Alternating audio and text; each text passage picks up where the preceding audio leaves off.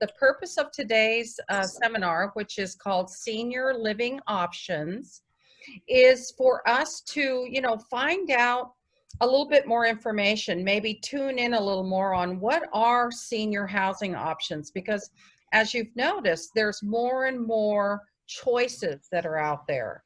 And we need to know what they are, whether we're involved in senior housing right now or we're going to be looking at that in the near future. That's going to be really important to us. So we'll talk about a lot of the different choices that are available so that you'll really know from the experts what they are.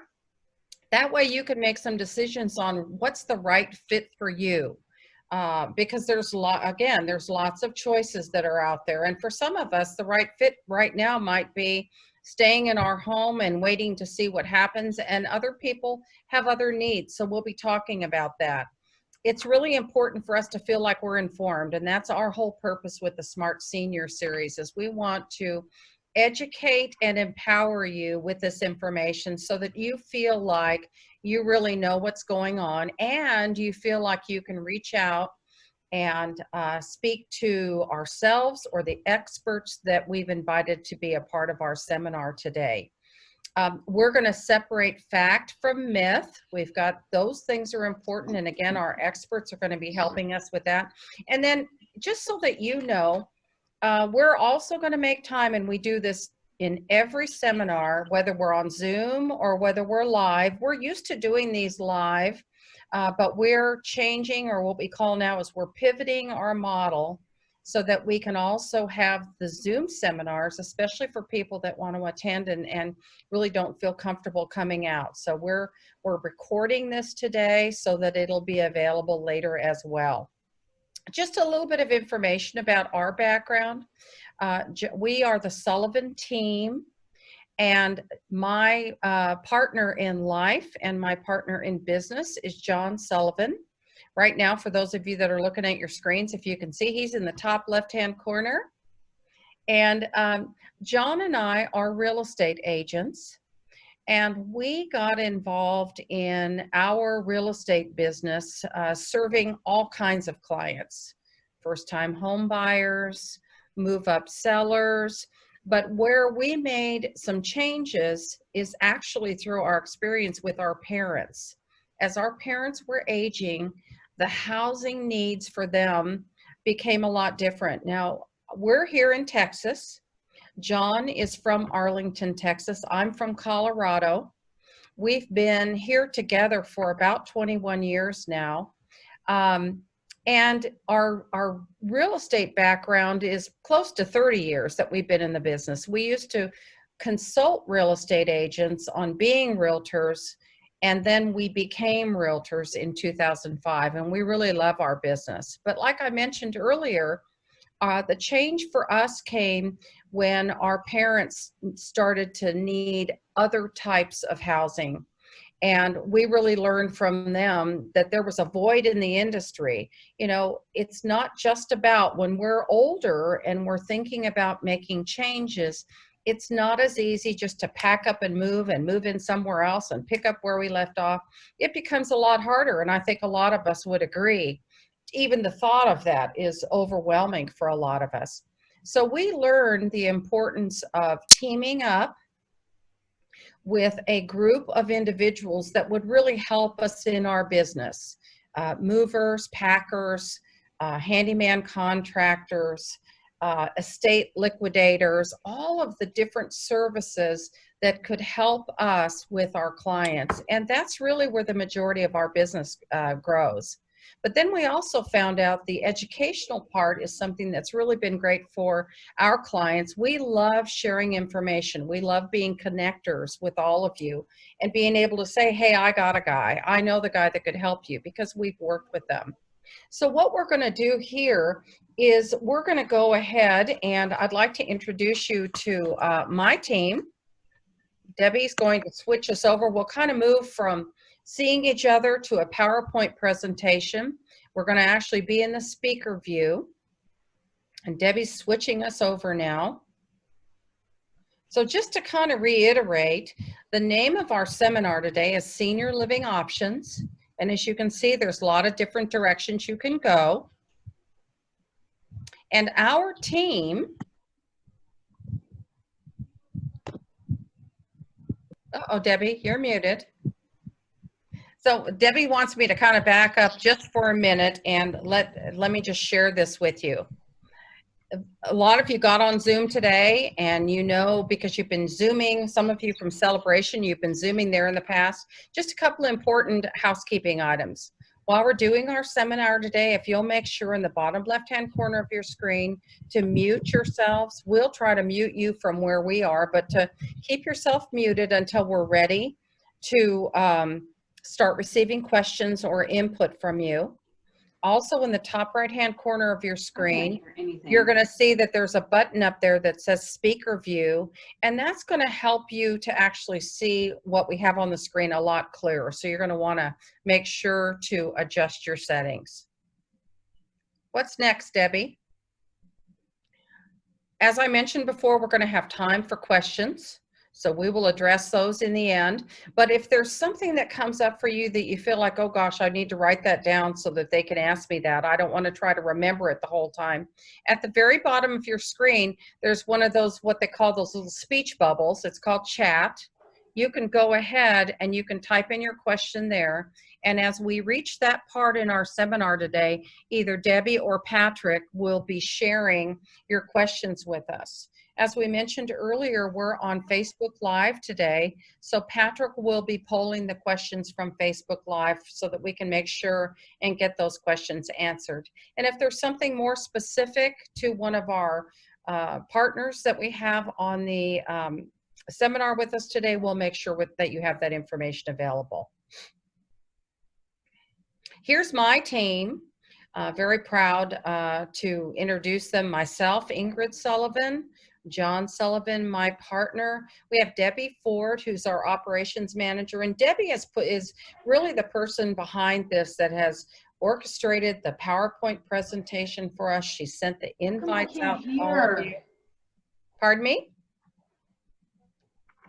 She sent out the invites to everybody so that you'd have the Zoom link for today's presentation. And then Patrick Sullivan, who's our client care manager, and he helps us with a lot of the inner workings of getting our clients' properties ready, helping them with some of the needs that they need. And also he has just become a real estate agent, so he'll be helping us there. So let's meet our sponsors. We would not be able to do a lot of the different things that we offer throughout the Metroplex with our sponsors, and we have several of them on our presentation with us today. And I'd like to go ahead, if you don't mind, I'm just going to kind of pick them as I see them here on the screen and give them an opportunity to introduce themselves. One of our sponsors today is actually a presenter, so we'll learn more from her as we go. But I do see over here Bertha Hurls. Bertha, do you want to take a minute and introduce yourself? Yes. Yes, my name is Bertha Hurls, and I hold a license with the state of Texas, and I plan funerals, cremation, and cemetery property. I would love the opportunity to speak with you about this subject. Sometimes people think it's a very touchy subject, but I want to let you know that I will make it very delicate and easy for you. I always tell people, even if you have pre-planned, sometimes you need someone to look at what you've already done just to make sure that everything is in place. So please reach out to me. I work with Dignity. Some of you may have heard of Dignity. Dignity is the largest provider in North America. We have 33 locations in the DFW area. You may have heard of Laurelland, Dallas, Laurelland, Fort Worth, Bluebonnet Hills, JD Files, Sparkman Hillcrest. We have many, many different locations. We have 27 others, all in North America, 2,700 in North America. So again, I hold a license. I would love to be able to speak with you virtually through WebEx. We can do a virtual appointment, or I am able to do an appointment at one of our locations with the 6-foot rule and mask. So again, please reach out to me to talk about funerals, cremation, and cemetery property. You may reach me on my phone, which is 972-693-5546. Again, that's 972-693-5546. 693-5546. If you did not get an opportunity to write that number down, you can certainly reach out to the Sullivan team and they will be able to provide you with my location. And the last thing I want to say is please allow me to plan your service with dignity. Thank you. Thank you, Bertha. We really appreciate that. We have used both John and I, as well as John's, my brother-in-law's family. We have used Bertha's services and she's done a great job for us. So we certainly can be testimonials for her.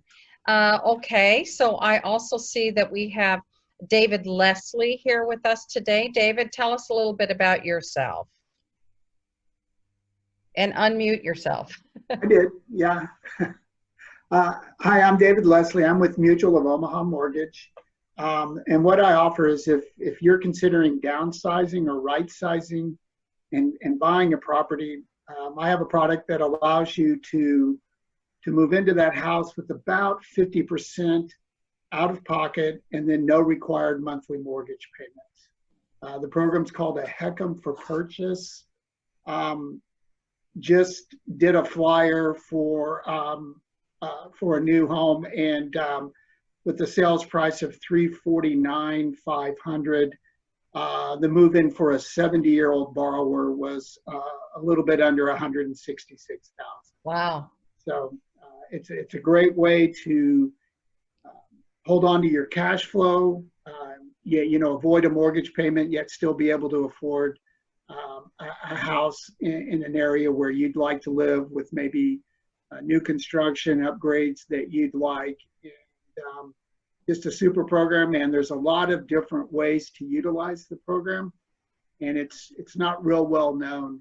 Fairly new in Texas, only been in Texas since 2015. So happy to reach out, have a conversation, look at some numbers if you're thinking about cash or you're thinking about a conventional VA financing, even with a small loan, and you want to look at the comparisons with this program. I'm happy to help you with that.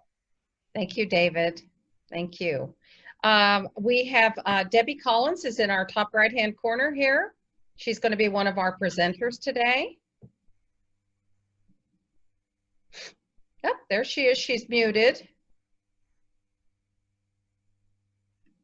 Uh-oh. Debi. Am I there? You are. We got your lap. Okay. Hi, guys. My name is Debi Collins. I'm the Sales and Marketing Director for Brookdale, Broadway, Cityview, which is a continuing retirement community here in Southwest Fort Worth. I'm not going to take a lot of time since I'm going to have a spot here, so I'm just going to let you move on, Ingrid. Okay, well, thank you so much. I'm going to go next to Robin Barrere with Old Republic Title. Muted. There we go. Thank you, Ingrid, and thank you so much for everybody being here today and for the opportunity for Old Republic Title to be a part of this seminar. We've been in business and done work with Ingrid and her team we greatly appreciate that.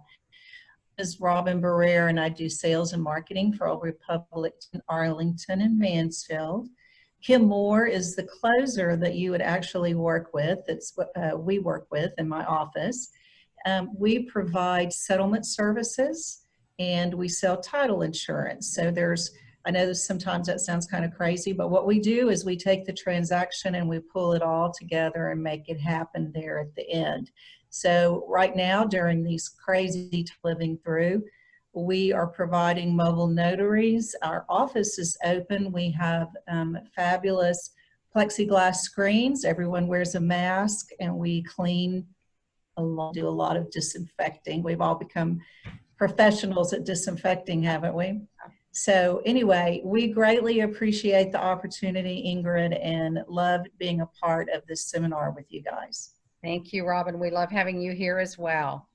I think, Debi, have I missed anybody? Just checking. I don't see. We can. Yeah, I think that's all that's here. Okay, we'll mention that again at the end of our presentation for those that may be joining us later. But what I'd like to do right now is I'd like to go ahead and get going with our information. So get your pencils ready. We have some good stuff to deliver to you. Let me just say this. We have 3 of our experts today that are going to be sharing information with you. They're here as guests. We've asked them because we really appreciate and respect the information and their experience in the industry. And I also want to say that while, excuse me, they're here representing their individual communities. I have Mark Olson with Overture Highlands. I have Debi Collins with Brookdale, Broadway, Cityview. And I have Leihla Moore with Oxford Glen Memory Care.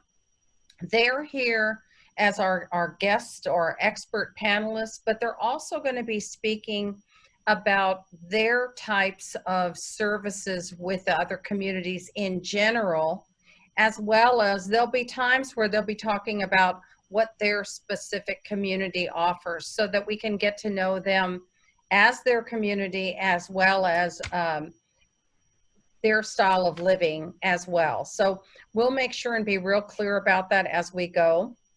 But we'd like to look at it this way, and I would say that there probably isn't an exact order in how people make changes.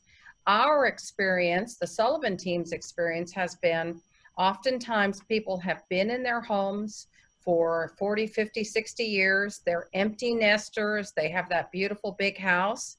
And now they're tired of the upkeep, and their kids have moved on and they're looking for something different. So there's lots of different styles, whether it be a smaller house that they're looking for, or maybe they don't even want to keep up with the upkeep. So we're going to start out today with Mark Olson.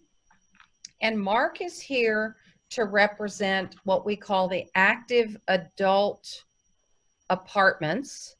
He's our first guest that we're going to talk to.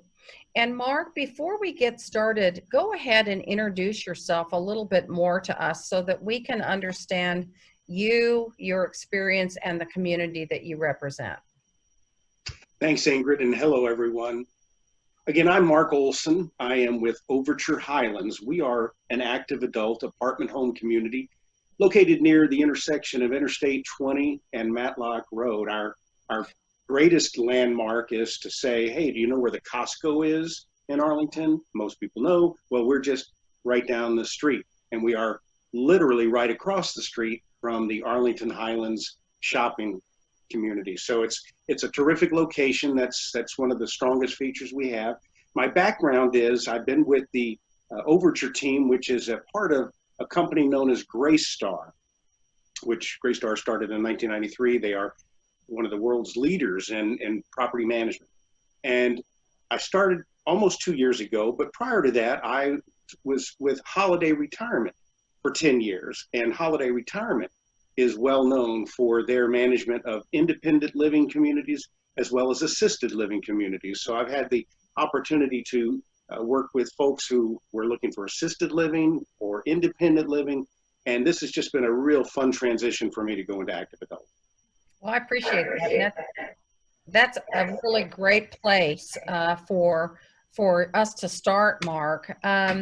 You know, what are some of the general features? You know, let me just kind of back up for a minute here for our audience. The questions that I'm going to be asking our presenters, our experts today, we've actually kind of created those together. We like to reach out to the people that join our seminars with us and say, what are the top 10 questions that people ask you? So that we can feel like we're not just generic, but we're really delving into their side of the business. So the questions that I'll be asking all of our presenters today are actually things that each one of us have spoken about and worked out together. And the first one that I want to do here, Mark, with you is, you know, I want you to tell me a little bit about some of the general features of an active adult community. You know, I was thinking about that as this program was coming up. And 3 years ago, you wouldn't have someone representing active adult. It's still a very young platform for folks as far as the choices. The biggest features as far as active adult would be the folks who come into the community and maybe they're looking at downsizing, et cetera. And I'd say that our features are geared towards two main groups. Number one has been the folks, as you mentioned, Ingrid, that are looking at downsizing. Maybe the house is not something they can manage anymore. And so these are folks who, let's say, are fully retired and are ready for something a little bit less stressful in life. The other side is that we actually have a good number of folks who are still working full-time or part-time, and what they're looking for was an alternative to their lifestyle for many years, which is what we call multifamily apartment living. There are some beautiful multifamily apartments in the Metroplex, but active adult is typically 55 or older or 62 and older. And as far as the active adult sector, what you'll find typically are apartments that are much more spacious in square footage than, let's say, independent living or assisted living, because a big part there is the kitchens, and folks who choose active adult typically are not ready yet to go to a simpler lifestyle such as independent living, where you can have 2 to 3 meals a day served to you. So those are some of the things that we see specifically for active adult, and they're really targeted towards a resort-inspired atmosphere. Oh, yeah. I've seen that at your community for sure. One of the other things that I was curious about, you say retirement. Are there still people that are working that live in your community? Yes, that was something new for me, having come from independent and assisted living. Most folks are purely retired there. I just turned 65 on the 13th, so it's fun, get to apply for Tarrant County appraisal and secure that in. There are folks who live with our community that are younger than I am. There are 55-year-olds, husband and wife. There, of course, are no children, but I'd like to point out that a younger spouse or partner can be on the lease as long as the main assignee is 55 or older. But yes, to answer your question, it's really a joy to see the folks who are still, and their main motivations, they just wanted a beautiful apartment, adult atmosphere, and they love typically the large pools that active adult communities typically have. Some have heated, some do not. Okay, well, that's good. You know, I know that one of the terms that we like to use with our clients when they're starting to look is they're looking for more of a lock and leave type lifestyle. Yes, yes. No more yard, no more putting a roof on, hot water heater, all of those things. Those are behind them. Oh yes, it's nice to be able to say the washer and dryer comes with the apartment. Maintenance person will be responsible for all appliances. Don't even have to change your light bulb. And again, those are things that can be said about independent living, assisted, all the way across. But right. That's why it's such a nice choice for those that might be watching. If you are in a home and you're wondering about taking that next step, you've got some good options. So when you say active 55, in my business, that group is what we look at as age restricted. It's an age restricted group. And all that means is that when it comes to housing, your apartments are not going to have someone living there that's 18 with a young family. Mm-hmm. But you do have grandparents living there mm-hmm. that may actually be able to have their grandchildren come and spend a summer vacation for a week, but they can't move in with them permanently. Am I right on that? That's it. I'm glad you brought that up. Most everyone we speak with are grandparents, like you said, and that comes up. What I think happens in most places, let me just give you general that, for example, at our location, we have designated grandchild swimming times between 3 and 5, for example. And that way residents know it, and that way grandparents can have their guests know that. Also the rules, and this applies, I think, everywhere, that the grandchildren need to not be on their own in the common spaces. They need to be with the grandparents. But I think I speak for all of the active adult. The grandchildren are welcome to stay with the grandparents there in their apartment. It's just some good, polite guidelines given the fact that you are in an age-restricted building. Okay. Well, I have another question for you. What types of leases, because we're talking about apartment living, we're not talking about buying it, we're talking about renting. What types of leases are available in your type of community in general? Yes. Well, typically for active adult, unlike what you'll hear from independent living and assisted, there usually is at least a 12-month lease obligation. In some instances, we've gone as far out as 24, but the average would be between 12 and 18 months. Okay. Well, that's good to know. So I have just a thought here. If someone were to move into your community, a lot of times we find that someone might be having they're moving to a new home that may be also age restricted. But it's not going to be built for another 6 months. And their home, based on our real estate market right now, has went under contract. They don't want to lose that opportunity, but they want to still benefit from living in an environment where people are their age group. Can somebody move in and have a shorter lease with you than 12 months? I think that's a great question. I would encourage someone who's looking into that situation just to speak with management. Okay. While I was with Overture thus far, we've had 3 instances where that came up.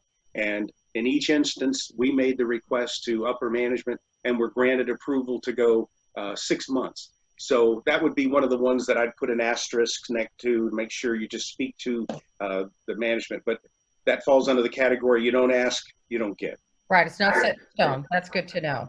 What happens if there's a medical need and someone is really not able to live in that type of community any longer? What happens to their lease?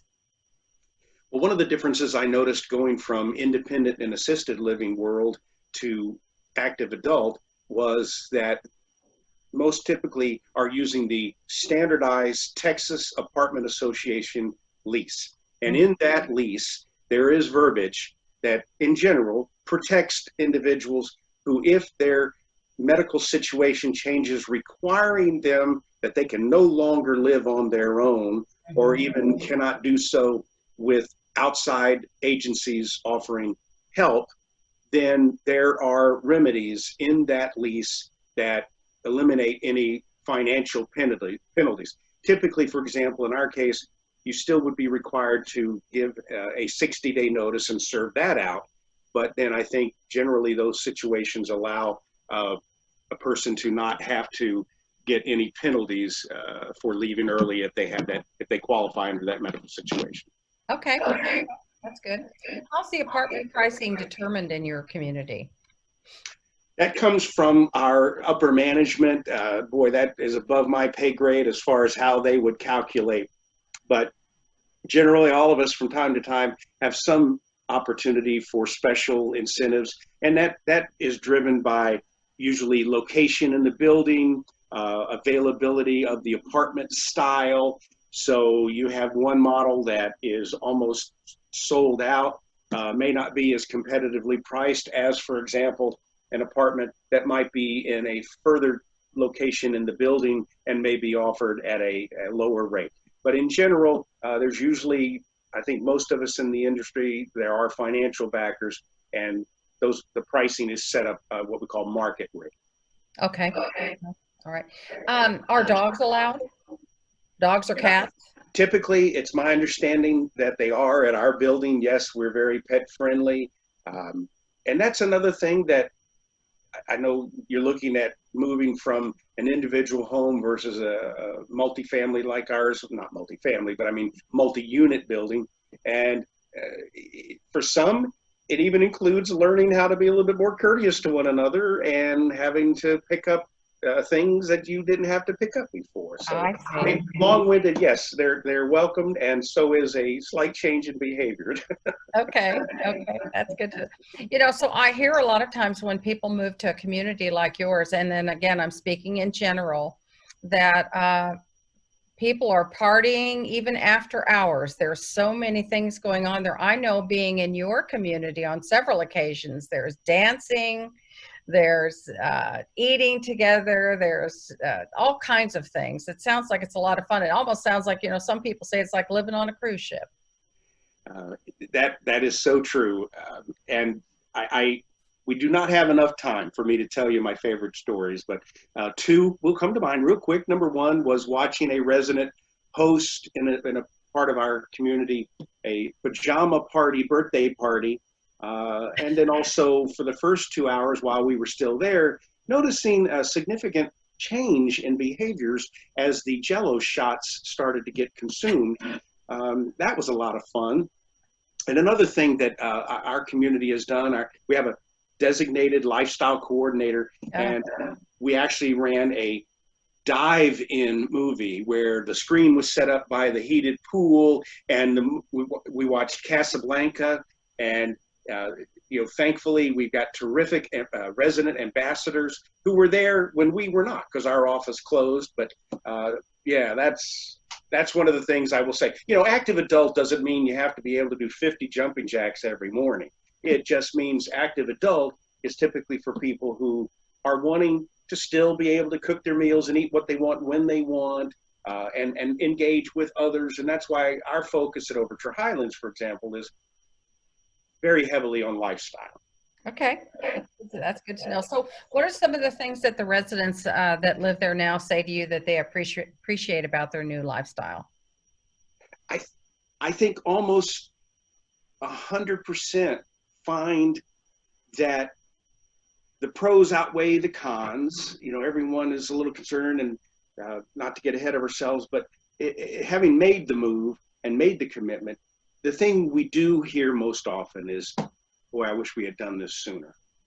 It's just because the unexpected joys of meeting like-minded people, and like you mentioned, that lock it and leave it lifestyle, even if you describe it well when they're visiting, it's different when you're living. Right. Okay. What do you think? What are some of the first steps that people should do if they're even considering something like this? I mean, how does that work? And let's also take into account with our new lifestyle that we're all experiencing now. How does somebody get started? Well, number one, let's talk about the folks who may be coming from multifamily. That's completely different. Then it's just a matter of getting to the location or taking a virtual tour right now, for example, comparing it to what you have and looking at the costs that are involved, and is that justifiable? I will tell you that typically active adult apartment homes are going to be more expensive than a multifamily atmosphere. However, that's because there is much more of a focus on the lifestyle, pretty much anywhere active adult that you go. But the second one, the answer, a bigger question, is when I talk to folks who are currently living in their homes. The truth be told, I encourage them to speak to you, because so many of their steps to get to moving in include some things that they haven't done in many cases in a long time. Clearing out the garage, deciding what can I give to family, what family wants. And that's where thankfully we've got you guys, especially, that you provide such a comforting assistance to them that you realize this is very doable. And we have folks living with us that started with a visit that said, nah, look, I'm probably going to be looking at this a year or two from now. And then 6 weeks later, they're in the building because it became a realization they can do this. So talking to you is one of the best things they can do. Well, I appreciate that. Thank you, Mark. I really do. What if someone were to come, let's just say, to your community, and they were to lease an apartment? Is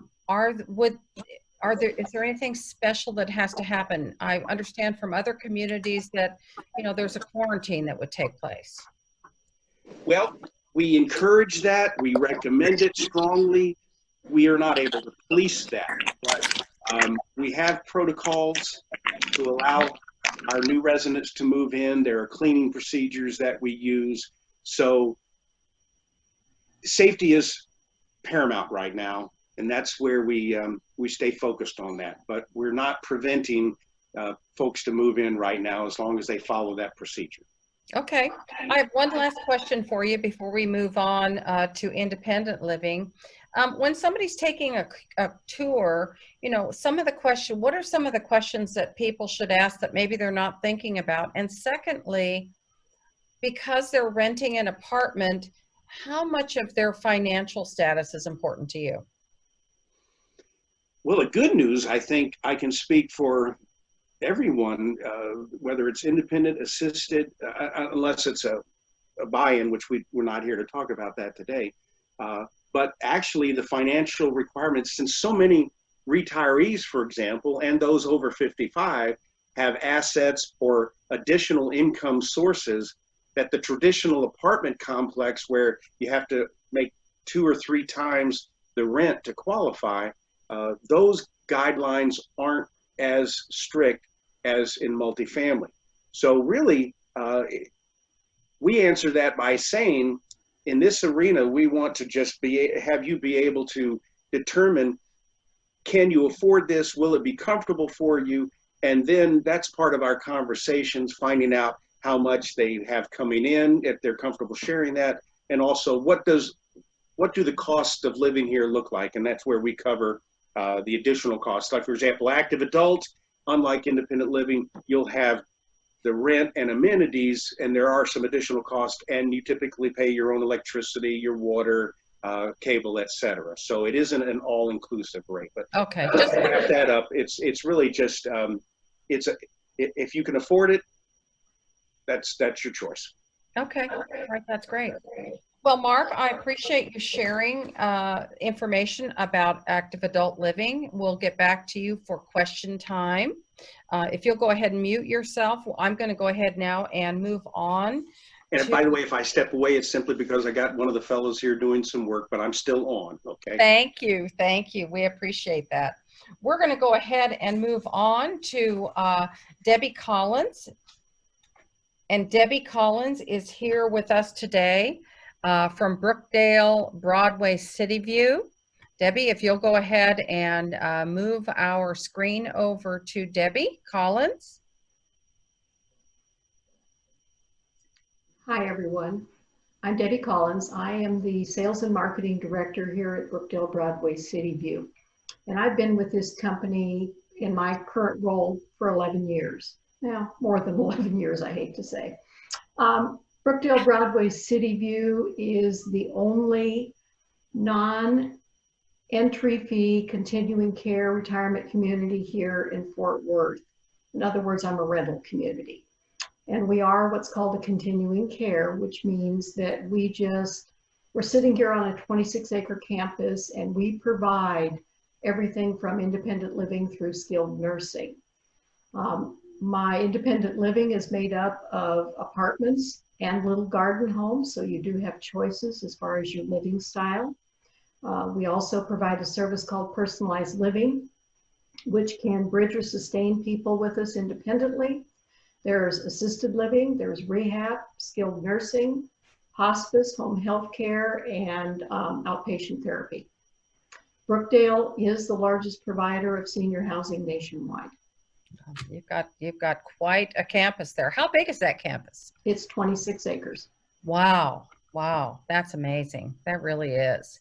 So some questions for you then. You know, you and I talked on the phone a couple of days ago about the questions that we felt were important. And one of the things that you brought up that I think is important to share with our audience is, you know, what in their minds, what in your mind is the definition of a retirement community? Give us your idea of that. Well, it's a lifestyle. I think it's very much like what Mark described. I've used the terminology of a cruise ship, but it is a freeing experience. And so we sometimes describe it as lock and leave. You are surrounded by neighbors that are mind like yourself in similar stages of life.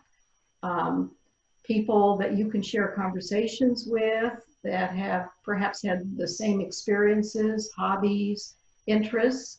And it is an active, healthy lifestyle. You know, one of the other things that I talked about earlier, that we were going to clear up some of the myths and talk about the facts. You know, I've heard my own parents, I've heard them say, oh my gosh, I don't want to move to one of those places. If I move there, I'm just going to become old like those old people there. What's your comeback on that? Well, I think that's exactly the opposite. I think folks that come in to see us, as long as they come while they're still healthy, will continue to enjoy that healthy lifestyle. Many times they come to us because they're not eating well, they're not out exercising, perhaps the neighborhood has changed, they're socially isolated. So I think when we envelop all of those things for them and provide them, that they're actually more active and healthier. And, you know, I would have a tendency to agree with you on that. My mother-in-law's first move from her home here in Arlington, she moved to a Brookdale community here in Arlington. And one of the major concerns that my husband and I had when she was living by herself is that she wasn't eating well. I mean, she would exist on a package of weenies and Oreos. And in a lot of cases, her little dog would get most of those weenies. So that was a big concern to us, not to mention the fact that medically, and because she was so used to being in such a safe neighborhood where everybody knew themselves, we found that she wasn't locking her door very much. Anybody could just walk in because she was in the den versus in the living room. So the safety was a big factor for us. But we felt like her having the community, like you mentioned, with other people really does give people more longevity. Absolutely. And I think studies show that people who are actively engaged and mentally stimulated and exercising and staying healthy, they're less likely to have additional health problems, whether it be physically or mentally, because we're just doing the things that we know we need as humans. Mm-hmm. You're right. You're right. So tell us a little bit about, we learned some things about the differences in active adult living. Tell us a little bit about what types of leases are available in the community that you have, or independent living, which often, for those that are listening today, we refer to IL, independent living. And I should say that Debi's going to be sharing two different roles with us today. She's going to be talking to us today about independent living community as well as assisted, because her community supports both, and she's very well versed in both. But tell us about the leases, and more specifically, talk to us about the leases. And since you mentioned early on that you are continuing care, there's also something called a buy-in that people may not be aware of. Sure. So my community does not support a buy-in. I'm simply a rental community. Buy-ins are a different platform. And generally when you look and you find a continuing care, they tend to be more buy-ins. So I'm kind of this rare animal that's still sitting out here as a rental community. My lease is basically a month to month. So we write a year lease, it renews every year. But within that lease, you've got a 60-day exit clause. And that just simply means if at any point during the life of that lease, you just decide this isn't working for you, you're going to issue me a move-out notice. Once you've lived out your 60 days, you're free to leave. So if the apartment or the villa is empty, you turn in your keys, your garage door opener, whatever we've provided to you, and that severs our relationship. If somebody is going to be moving into your community and they're waiting for either an apartment or a villa, I love that term, villa, it just sounds so great, but they're waiting for either one of those to become available. Is there a certain amount of make ready that you do for them before they move in? We completely turn the units. Again, you know, I'm a 1987 community, and so the community itself has been refurbished many times, but each one of my apartments and villas, as they're vacated, they're renovated. And so we're bringing up everything up to our current standard at that point. So it's carpet, it's flooring, it's paint, it's light fixtures, it's countertops. My standard today is granite countertops, quartz counters in the bathroom, stainless steel equipment, brushed nickel fixtures. We do some wood flooring, some carpet, so it just kind of depends on what's going in there.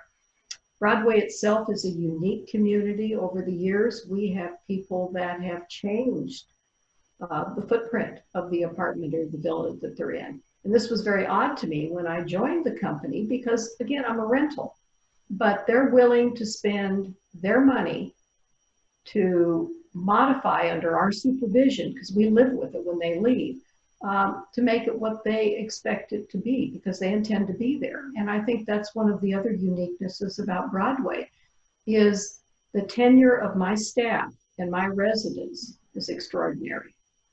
And I'm here going on 12 years, and I'm one of the infants in this business, believe it or not. I mean, I've got people here 20, 25 years.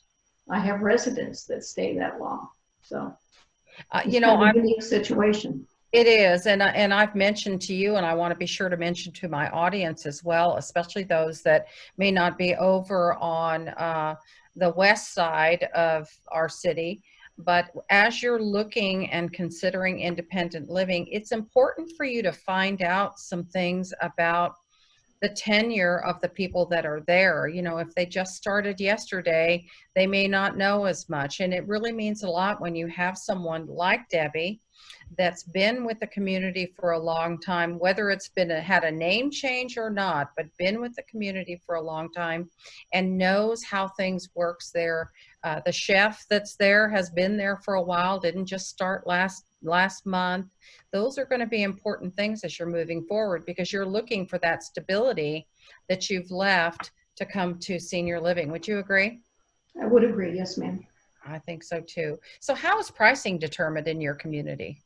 Well, again, location and view. So that's a corporate, but they're going to look at the location, the view, the square footage. You know, I would tell you that apartments and villas are pretty equally priced. There's pros and cons to each one of them, but each of us as humans want different lifestyles. And so I think for the folks that are just not apartment dwellers, villas give them a wonderful avenue. And the villas, though, are something that you're waitlisting.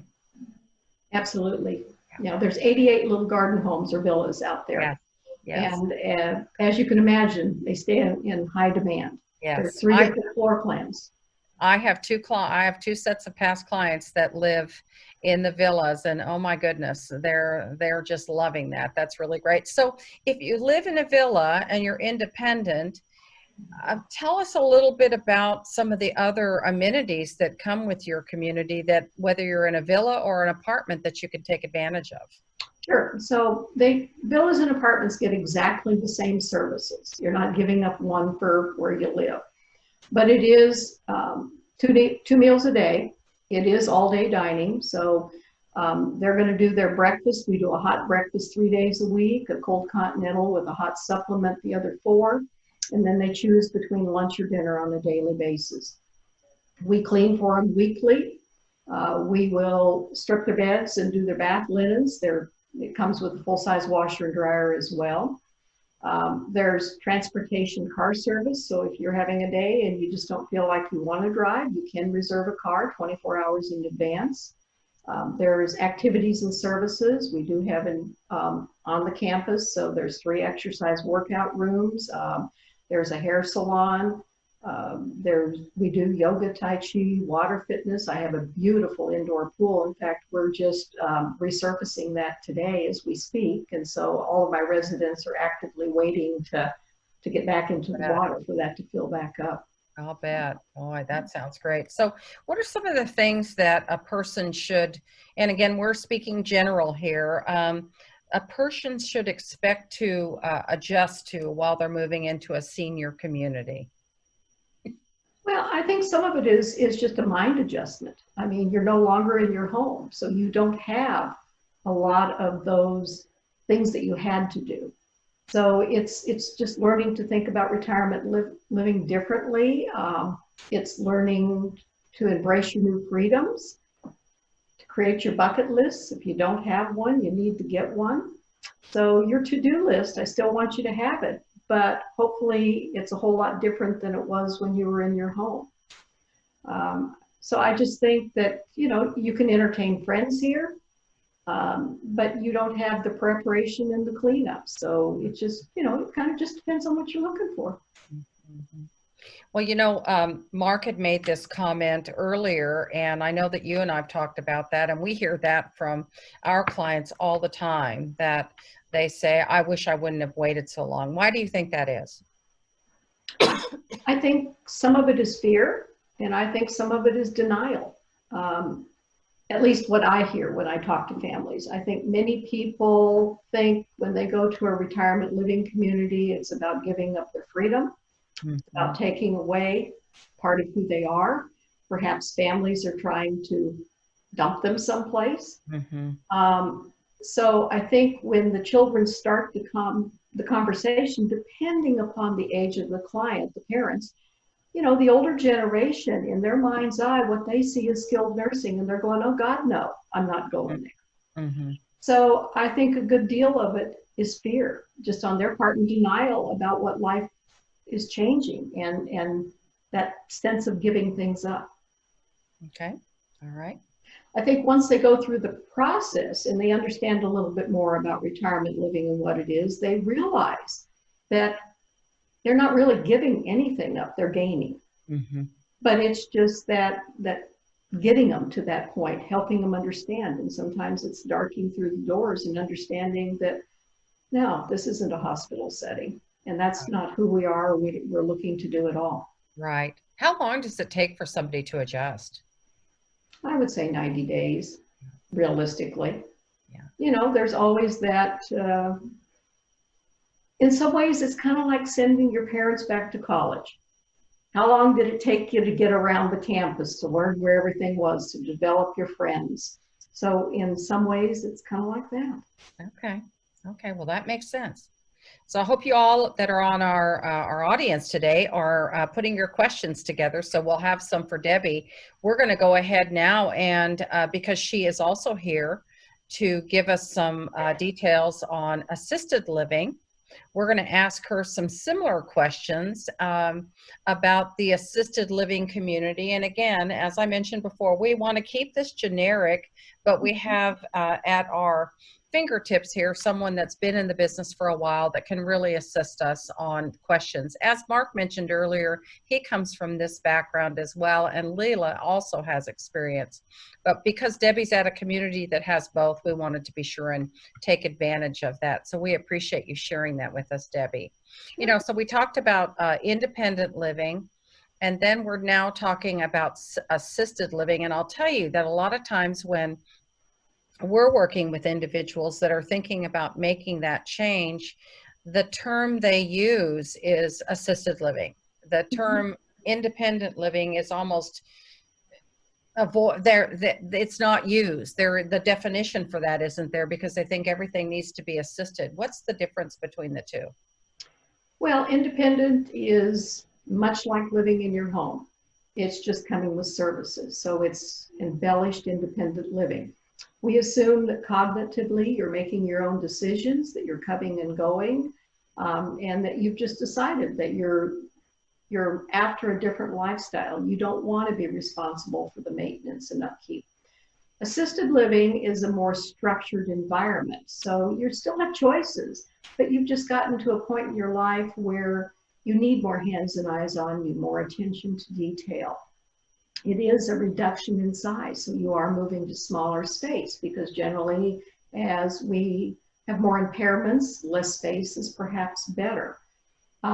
So you have more supervision. You have people on the floor 24/7, whether it's med aids or CNAs.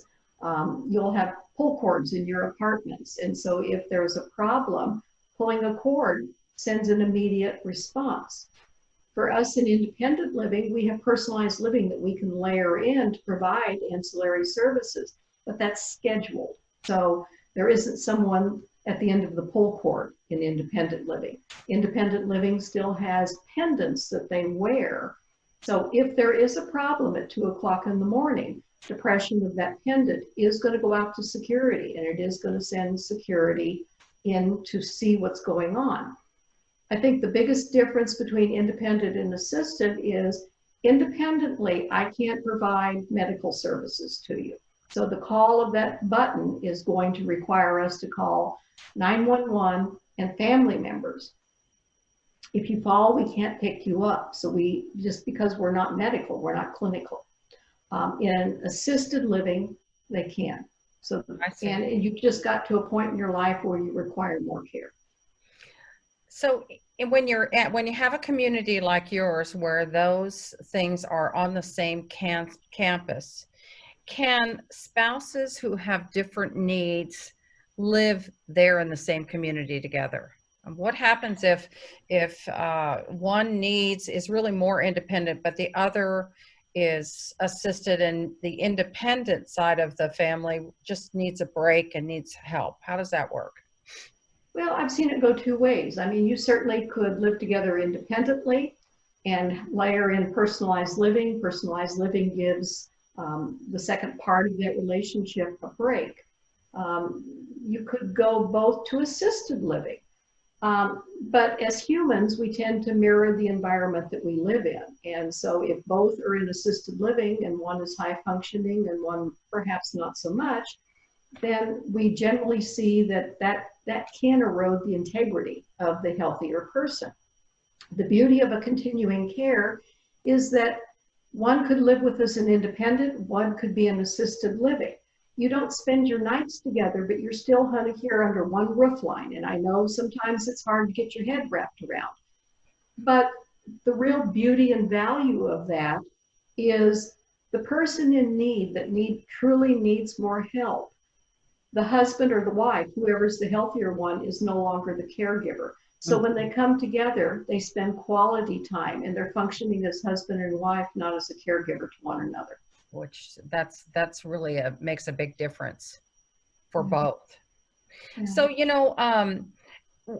there are options that are out there and terms, and I want you to help us understand, what some of the options are that are available to pay for assisted living. I've got 3 different types, and if you would just kind of explain those definitions to us: private pay, aid and attendance, and long-term care. Tell us more about those.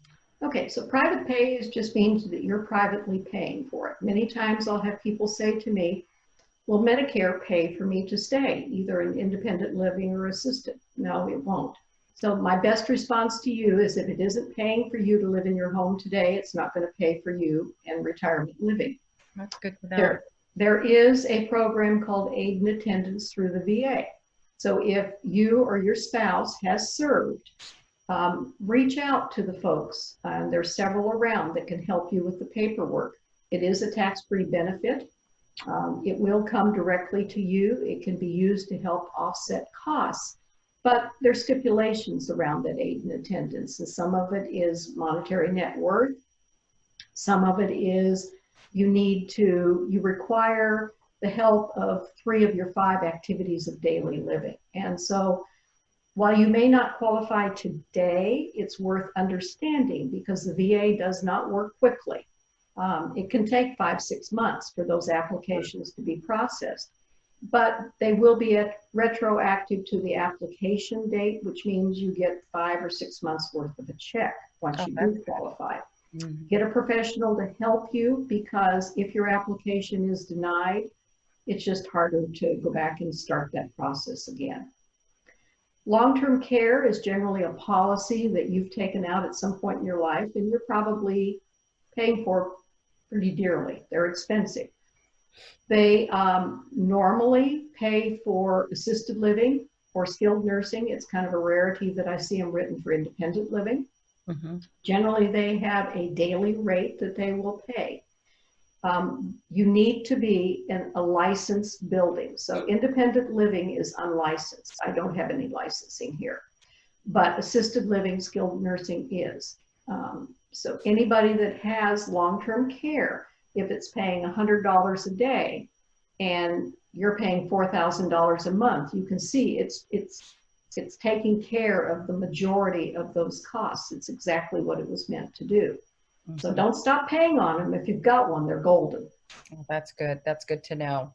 So based on your experience, what are some of the first steps that someone should take when they're considering either independent or an assisted living community? You just got to do your homework. I mean, and I think, you know, it's like Mark said, seek out your professionals like you and John. It's understanding, have your documents in order, make sure that, you know, your wills are there. Reach out to your financial planner and understand how much your portfolio will support. Get with your realtors and understand the downsizing process. And then do your homework as far as there's lots of different types of communities out there, and there's no right or wrong to any one of them. It just depends on what you're looking for.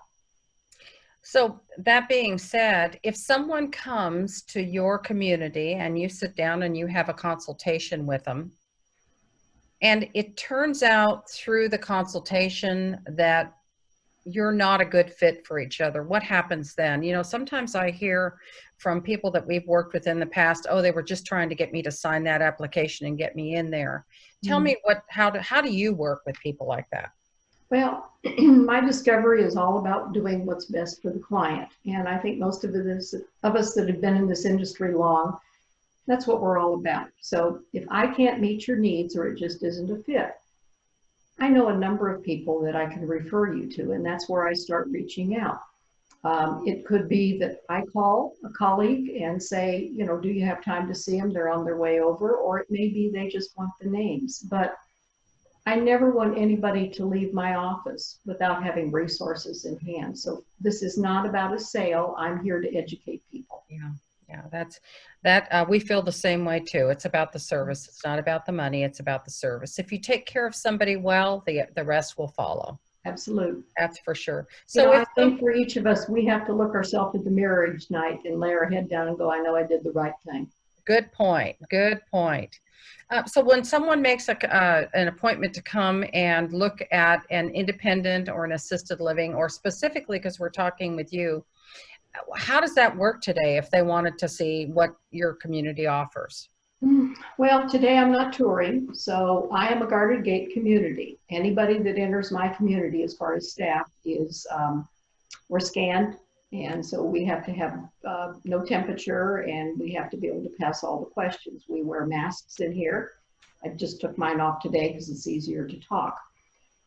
Clients are not allowed in to tour, so it's kind of slowed us down a little bit. They have opened it up where we can do what's called porch visits. And it just means I still can't get you in the community, but I can get you in the community. I can't get you in the buildings. And if we were looking at a villa, perhaps I could put you on the porch of a villa. I'm going inside and I'm filming and virtually for you to be able to see. So most of what we're doing today is all Zoom, Facebook, you know, just virtually touring with people. Kind of the same thing we're doing with open houses today. Opening all the doors, opening all the cabinets, taking pictures so that people can see. Or if we're able to take them into a vacant home, making sure that as much as we can open is open so they don't have to touch anything. Yeah, we haven't even got to the point that I can bring them inside anything. So we're hopeful that that will open back up.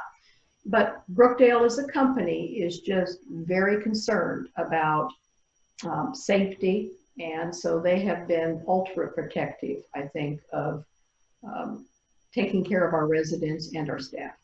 Oh, that's good to know. That's good to hear.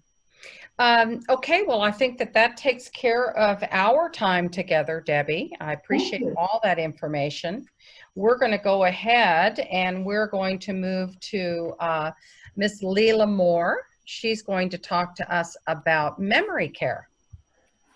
Hello, my name is Leihla, and I am the Community Sales Director for Oxford Glen Memory Care Residents, Grand Prairie, Carrollton, and Saxe right now. We are an all-inclusive community. We're type B assisted living, specializing with a license in Alzheimer's and dementia-related disorders. So We are assisted living, but we are 100% memory care assisted living, if that makes sense. You just brought something up, and I had kind of had this in the back of my mind that I wanted to ask the other panelists as well. Leihla, what's the difference? I hear type A, type B. What does that mean exactly? So type A means that people who live there can, if there were a fire, they can get out on their own. Type B means that they would need assistance. So a big type B is a memory care, such as ours, and a small type B is a residential home. Okay, okay, that's good to know. So what are the general features of a memory care community? So most memory care communities, I can't say all, but most memory care communities are secure, you know, have a secure environment, and also have a caregiver ratio, one-on-one care is, you know, allowed with caregivers. If we weren't during COVID, we'd have people here, you know, outside caregivers that were allowed to be here. That families really like that one-on-one. With our communities, we do have a 1-to-4 ratio, caregiver to resident. Okay, so I'm confused. So usually they have a one-on-one, but during COVID they don't. So what are you doing different? Oh, I misspoke. So we at Oxford Glen have a 1-to-4 ratio. There are a lot of families that want additional care and want the one-on-one. And so therefore they can have that person come in. Okay. Okay. At their expense. You know, we talk about assisted living, we talk about memory care, and what, you know, other than the fact that they're secure, can someone with a memory challenge live in an assisted living community, and when would that change? I think that depending on where they are with their cognitive abilities, I think that has to be determined. If it's a dementia and the dementia is assessed, and an assisted living community is comfortable with that, then I think that they would accept those people. I think it's a little bit different if you've got a brain injury, whereas those type of actions are sometimes involuntary. I mean, they are as well with dementia, but dementia, you kind of know the progression and the path that it's going to take, whereas with a total brain injury, it's a little bit different. But we have both types of residents in our communities. Okay, okay. Because for some, I mean,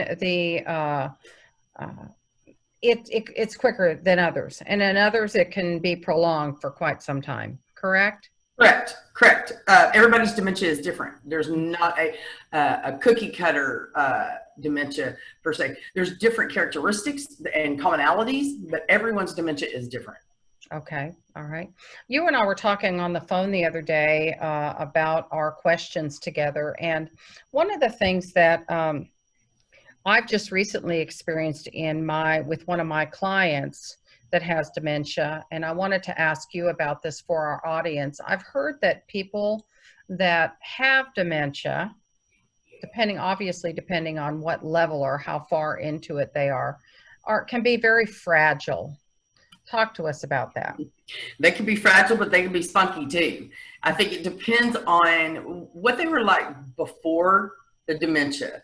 You know, you will see sometimes with young onset that people have a complete personality switch, as older people maybe just gradually go into things that change, where they're doing things they would have never done before, whether it's using cuss words or singing or dancing. I think it just depends on the personality of the person prior to the dementia. They can be fragile. I don't know if fragile is the right word, but they can be spontaneous. They can be a bit difficult. They can be emotional. There are so many different dynamics that play into it. So it would really, each person is different.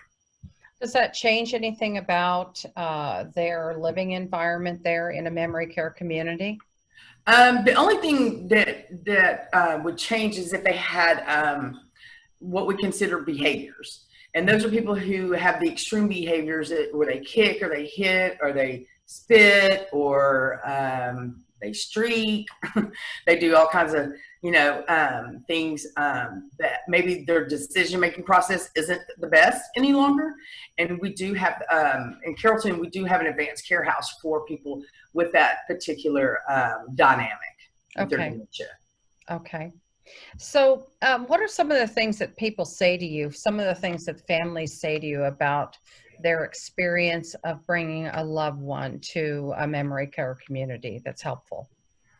That's helpful? Mm-hmm. Well, I mean, by the time they get to us, I think that they've run the gamut on independent living and assisted living. Not all. A lot of people come straight from home. But I think the number one thing is fear. And it's fear of the unknown. And, what do I face? What do I do? This is my mother. And now I'm the parent. I'm no longer the child, I'm the parent.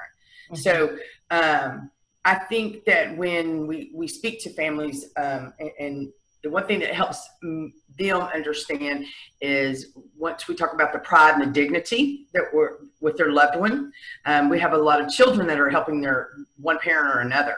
And there's a lot of husbands that are taking care of their wives. And, the children don't understand why the husband may be so hesitant. And it's because he made vows to take care of her. And now he's feeling like he's giving up on her. Mm-hmm. And so if you present it in a way that they're just extending their help, versus giving up, I think that goes a long way. And so, we are very empathetic with them. I personally am a child of Alzheimer's. So I've lived the life. And now I'm an advocate and I do support groups and I work with people just like me every day. Okay. All right. So what are some of the important legal documents that someone would need to have in place before they come to visit a memory care community? I would say power of attorney. If someone has been diagnosed, it's very hard to get power of attorney. That should be done from the very beginning. Once our parents start to age, it's something we should look into. And even ourselves, I mean, I'm 53, I've done mine. I've got everything ready for my children because my mother was 52 when she got sick and she had nothing prepared. So I think your power of attorney, guardianship, medical power of attorney, HIPAA compliance forms, because in the state of Texas, just because you have power of attorney doesn't mean that you can talk to someone about their medical, medical, what's going on with them medically. You have to have that HIPAA form signed. Right. And I know that in our one of our past Smart Senior seminars, our attorneys talk to our audience about making sure all the documents are updated. Absolutely. And DNRs and just anything that has to do with their life, pretty much, that you're going to have to manage. And DNR? Do not resuscitate. Okay. It's not mandatory. It's an option. I would say 99% of our families have one signed because they feel at this point that the natural progression is going to take place and they don't want to prolong it. Right. It's good to have everything ready. It is, absolutely. So tell us a little bit about the types of leases and the pricing. And again, I know it's in general and sure. Several communities offer different things, but I want to know about that for memory care. And then I have a couple of others I want to ask you about. Okay, sure. So it seems the industry standard is that there is a community fee that can range anywhere from $1,500 to $3,000. It just depends on geographic location. With Oxford Glen, ours is $2,000 across the board, irrespective of which community. You will find that the monthly lease amount, it can range from $5,000 to $8,000, depending on where you are geographically. Residential homes seem to be a little less costly. However, I have seen residential home that charges $8,000 a month. So it just depends on the geographics. And those are really in Dallas that I've seen the higher fees. Okay. All right. What about long-term care insurance? Debbie talked about that to us. Mhm. Is that helpful for someone that is coming to a memory care community? Absolutely, absolutely. Any financial assistance that can be given to help families, with the monthly cost is great. A lot of times, I will tell families that are just in the beginning stages of it to go back to the employer of their parents or their spouse and look at that package that they purchased. And it could be that this whole time they were paying for long-term care insurance and they didn't even know it. It was just part of the package that was included. So I have them go back to that employer and find out they have that. Okay. Okay. What about aid and attendance for our veterans? Same thing? Same thing. I haven't personally worked with anyone other than people who work at the VA. I do have a list of contacts of people who actually are employed by the VA that are their local contacts. It's determined on, there's different factors. It's wartime, time in the military, and the actual year. Okay. Okay. But I do have something that I can send out that the VA gave me. Okay. That has the different lists and also has the different types of. There's a lot of benefits out there. Yes. For veterans. And I know that that's also something that our elder law attorneys can help to provide to the audience. And they can help with that. Yeah. I don't personally have any experience other than just connecting people. Okay. Okay. So, same thing as I ask everybody else, if someone's interested in any one of your 3 communities, based on where we are right now today, how do they get familiar with you to see what you offer? So, I'll start out usually by sending our brochure, our electronic brochure, and I'll attach our Facebook page. We document daily what goes on with our residents. COVID hasn't slowed us down from doing that. Of having more, events together. We kind of separated in their individual houses because our concept is neighborhoods, and we have houses in our neighborhood. Okay. So our memory care residents are extremely active and busy. They do arts, crafts, and when we don't have COVID, they go on a lot of field trips. Okay. So, and I think that's probably something that we didn't mention is, what does a typical day look like for someone that lives in memory care? I mean, because as you said, active. Yeah, well, I mean, and it's come a long way. I can tell you from the time that my mom, there was nothing really. I mean, it's viewed differently today. It's not, my crazy uncle's disease anymore. It's something that people are really starting to take notice of, and with Oxford Glen, our entire premise is about quality of life and longevity. So hydration, nutrition, socialization, and keeping people active cuts down on depression. Mm-hmm. So we'd like for people to engage. We do not like them to be in their rooms, in their suites. We like them to be out in the open. Mm-hmm. Mm-hmm. And their 3 meals a day. 3 meals a day and snacks. Have an apartment with a microwave or anything. No microwave. No microwave, no stove. They can have a small fridge. Mm-hmm. And our concept is with we have like a den with a fireplace and TV and a kitchen. So now the kitchen is accessible, but we have we have everything protected. Yes. But I can't turn on the oven or the stove. There's the regulations, we follow that. But it is accessible to our families. And when we don't have COVID, our families have access 24 hours a day, 7 days a week. Oh, that's nice. Yes, absolutely. Is there anything about memory care living that I should or that you would like to share with the audience that I haven't asked you? Let me think. Talked about HIPAA and benefits. I can tell you about our process for COVID right now. So everyone is following the CDC guidelines and the state guidelines. For us, for new admissions, our prospective residents have to have a negative COVID test, and I help set up the labs. We have a lot of mobile labs that will go out to the home. They don't necessarily have to have the nasal swab. They can have, we got tested last week and they did the throat swab, and you can't even feel it. So that is an option. So if anybody needs that resource, you know, I'll be glad to pass that on. And then we move them in. They don't have to be quarantined. If they've got a negative test, they don't have to be quarantined. Okay. They come in, and then we retest. So they don't have to be quarantined if No. they have a negative test. And of They have course, a negative test. they'd have to wait before they come. Yes, it's extremely hard to quarantine and isolate someone with dementia. I mean, it's like putting, you know, that saying, putting lipstick on a pig. Yes. I mean, and then wearing a mask. And the funny thing is because we wear masks and you know, gloves and everything, they want a mask. They want to know why they can't have one. So they have them too. They're not, you know, we don't force them to wear them because for some people they're claustrophobic, but we do, if they want one, we give them one. Okay. Okay, great. Okay, great. All right. Well, I think that concludes our interview of memory care. I appreciate you spending time with that. And if you can, if you'll stay for questions, that would be really great. Sure.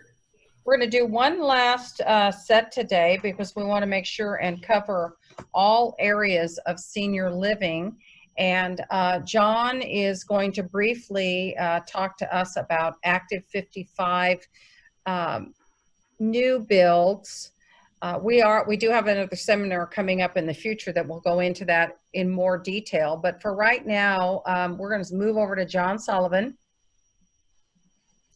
Hi there.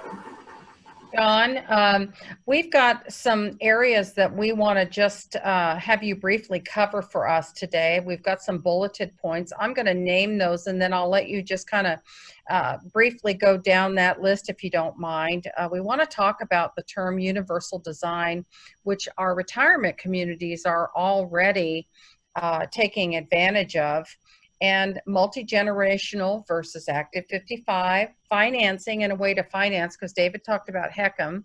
I know that that's one way to do that.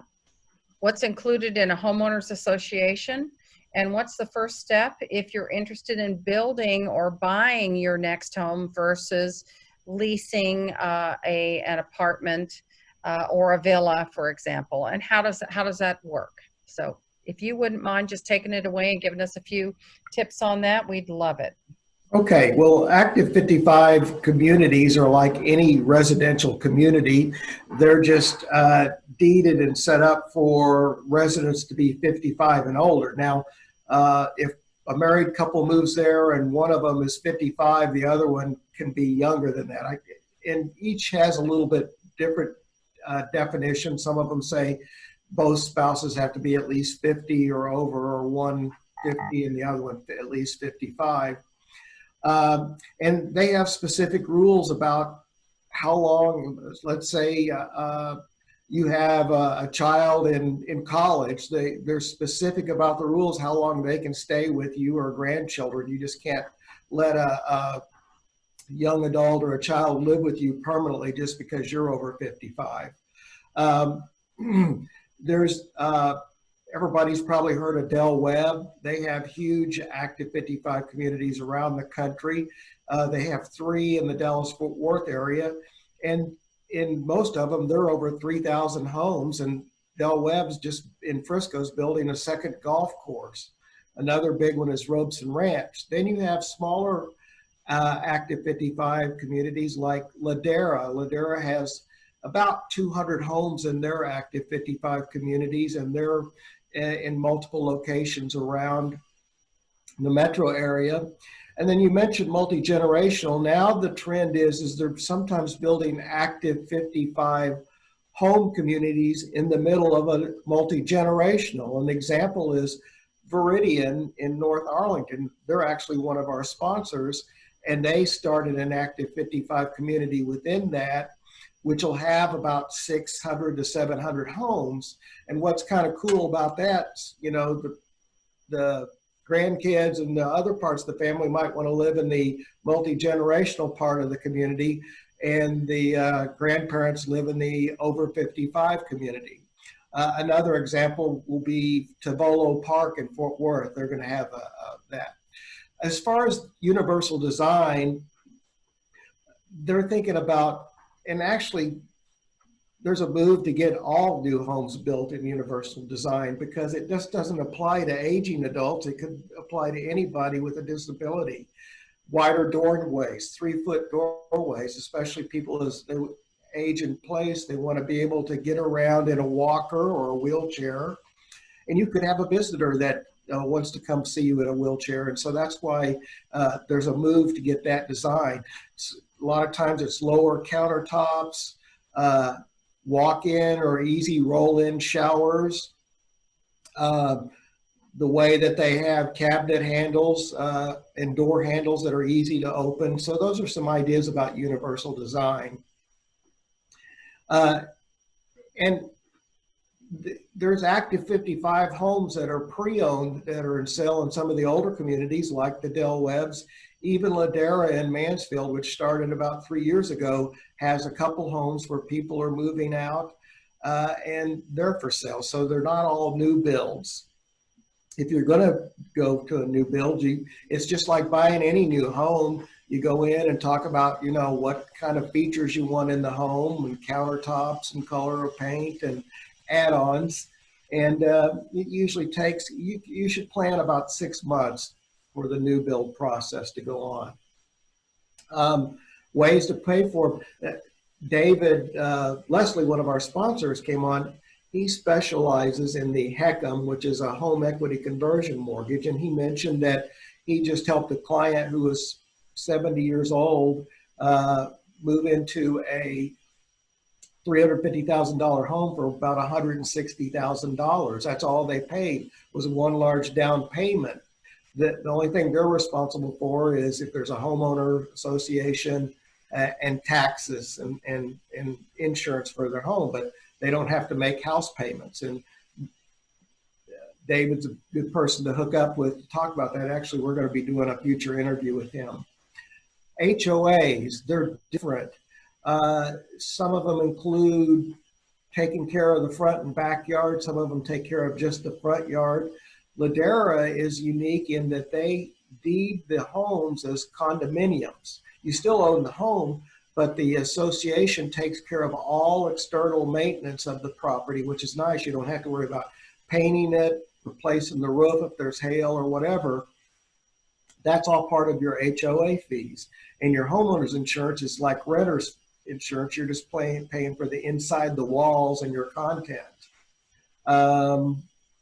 And the first step you take, well, you kind of decide where you want to live and start looking at the communities. And I would hope one of the first steps would be contact Ingrid or I. We're very familiar with the communities and would be happy to show it to you. Communities like Del Webb, that's one builder. Whereas Viridian, they have multiple builders in there. They have David, Weekly, Lennar, and Dries in there. So they vary in how they do the construction and building and the home builders. So I think that covers the bullet points. And yeah, I think it does, actually. I mean, it was, you were really good in going through all of that. And of course, if you all have questions about some of the things that he jetted through, one question I had for you, John, that I thought was important with respect to the HECM, is that just for new homes? Or can you buy actually, you can use it on any home purchase. The only requirement is you have to be 62 years old. And the amount you pay down is rated by the age. Okay. So that's where the older you are, the better deal you get on a HECM. Yes, I agree. It's based on life expectancy, actuarial tables and things.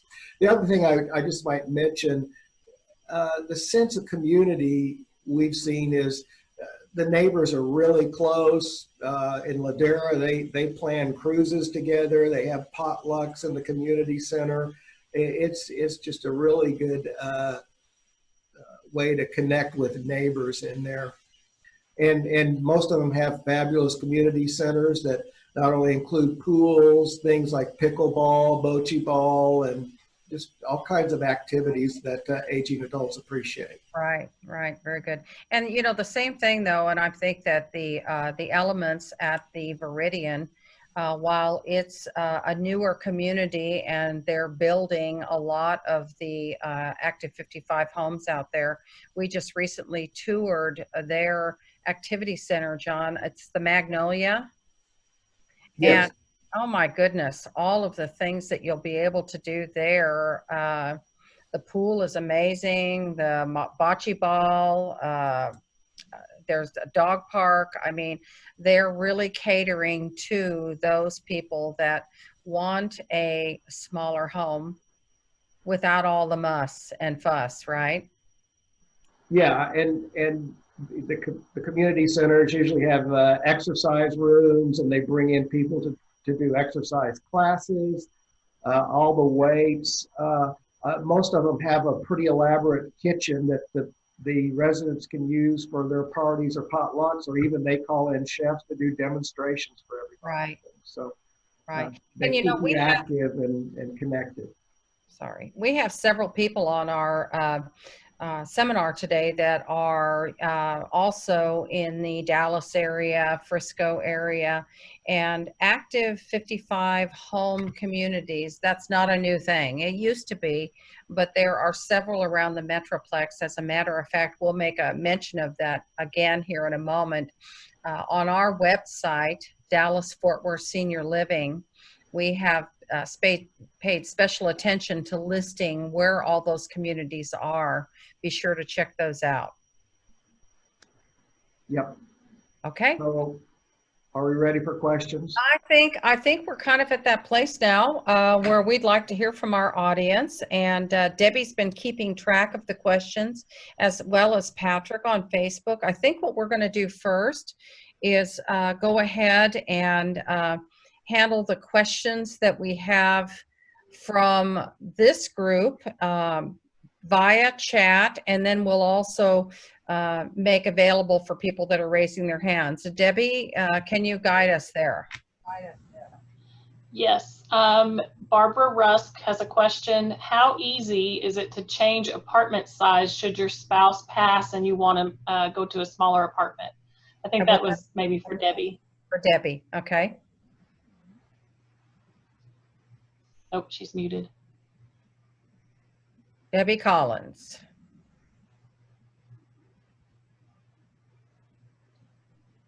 There you go. Sorry about that. Barbara, it's pretty easy. It's just a matter of finding what you're looking for. So if it is a financial hardship, sometimes they waive the transfer fees. If it's just because you just want to move, then they can charge you transfer fees. You are responsible for the moving of your furniture. So, you know, a little bit of expense there. But generally when people have lost a spouse, you don't need the space. So the community is pretty forgiving as far as, you know, the fees. It's going to be based upon the prevailing rate of the unit that you're looking at. Okay. Thank you, Debbie. You're welcome. Do we have another question, Debbie Ford? Yeah, Barbara also asked, is there an age cutoff for a HECM? I think David's no longer on the call. You have to be at least 62, and I don't know if there's a top end. I've known of people in their early 80s getting a HECM, but to be certain, I would suggest that they contact David Leslie, and we can, if you'll just let us know, we can get you his contact information. Right. Could I add something to that, Barbara? The term HECM a lot of times is also, it's called home equity conversion mortgage. It's also, for some people, it's called a reverse mortgage. Some people use a HECM to buy a new home, which is what David was mentioning earlier today. But then also some people use the reverse mortgage to get a line of credit. My parents did that. They wanted to make sure in the event of a health scare, because they were living in their home, if they needed in-home care or things for their home, that they had that money, which is based on the equity in your home, they had that to fall back on versus cashing in some of their investments. So that's another way to look at that.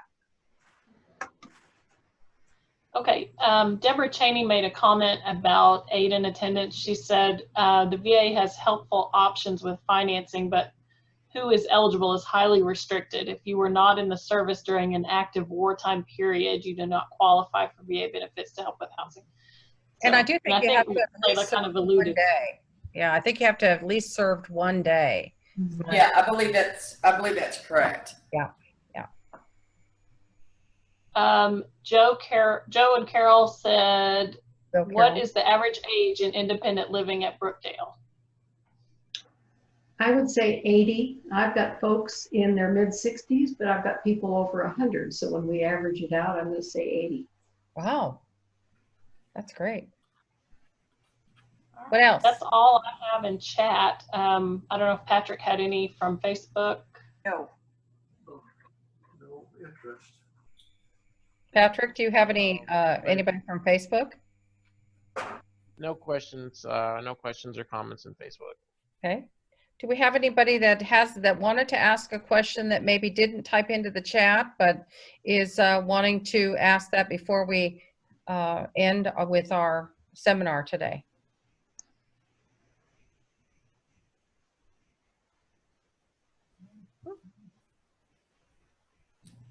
Remember, you have to unmute yourself if you're muted. So.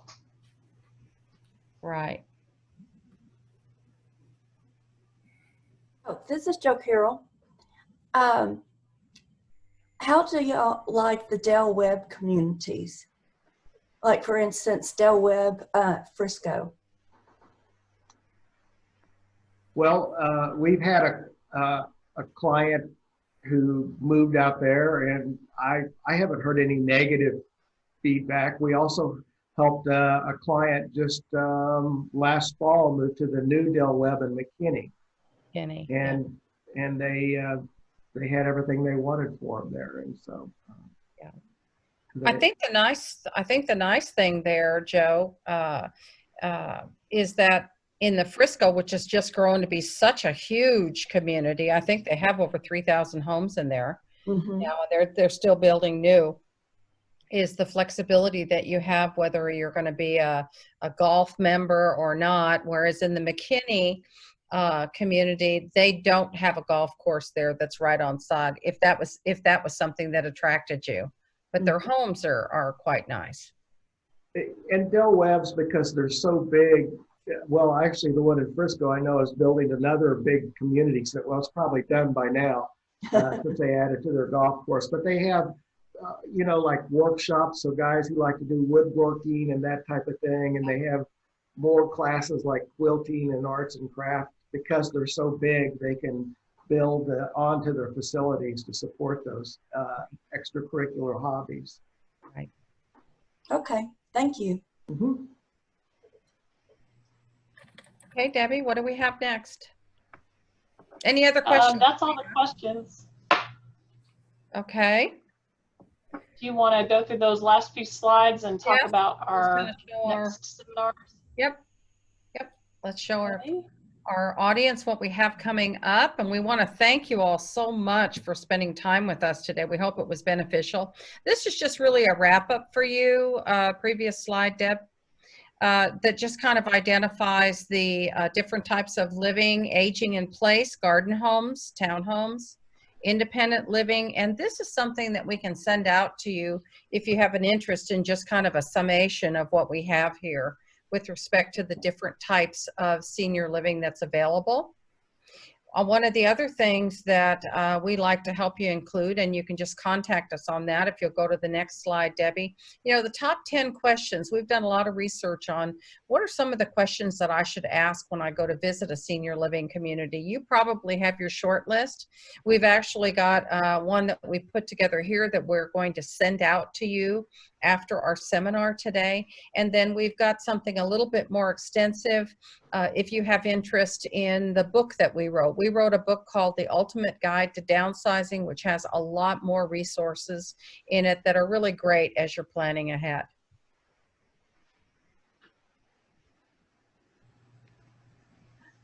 So the next seminar that we're going to be having in August, and at this point, we're still going to be more than likely doing it in the form of a Zoom, but we'll reach out to all of you and let you know if that changes. But that one will be called Be Smart About Selling Your Home. And if you're wondering, well, what does that mean? What would I learn there? You know, a lot of times as people are preparing to make a change, they have different goals in mind. I've lived in my home for many, many years. I don't have a mortgage. I just want to get rid of it. I'm done here. However much I can get, that's what I'm interested in. Others have a goal that I'd like to do a few updates that might bring me a little bit more. And what types of contractors do I need to have coming into my home to help me with things like my roof, maybe my foundation, in home inspection. So we'll have a whole different group of panelists for that one. And then we move on after that to dealing with your stuff. We just came from a seminar that we did with Celebration called Cut the Clutter.